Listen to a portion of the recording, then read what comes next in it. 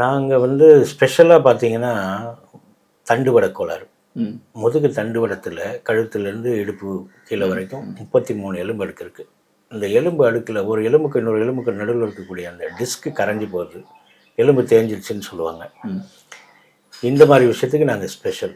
Surgery level இருந்தாலும் இல்லை surgery பண்ணாலும் இது தேராதுன்னு கைவிட்ட விஷயமாக இருந்தாலும் நாங்கள் வந்து அதை முழுமையாக சரி பண்ணுறோம்.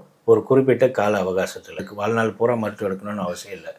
ஒரு 6 மாதம் சிகிச்சை காலம்னா அந்த 6 மாதத்துக்கு பிறகு அவங்க நிரந்தரமாகவே நல்லாயிடுவாங்க. இது ஒன்று பண்ணுறோம். ஆக்சிடென்ட்லியாக இருக்கும். எலும்பு பலகீனமாச்சுன்னா அது கூட பலகீனமாகும். அப்போ என்ன ஆகும்னு பார்த்தீங்கன்னா அந்த குருத்தெலும்பு கரைஞ்சி இடத்த விட்டு பிதுங்கி கொஞ்சம் வெளியில் வரும். வெளியே வரும்போது தண்டுவடத்தை சுற்றி ஓடிக்கிட்டு இருக்கக்கூடிய அந்த நரம்புல ஏதோ ஒரு இடத்துல ஒரு அழுத்தம் ஏற்படும் போது அதுக்கு கீழே எனர்ஜி வர்றது குறையும் போது வலிகளும்.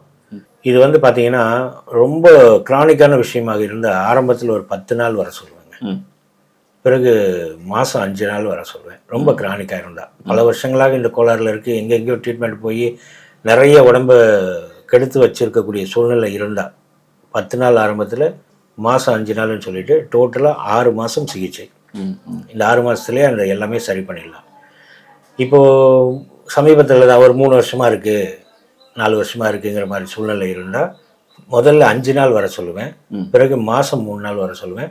அதுக்குமே 6 மாதம் ட்ரீட்மெண்ட்டு தான்.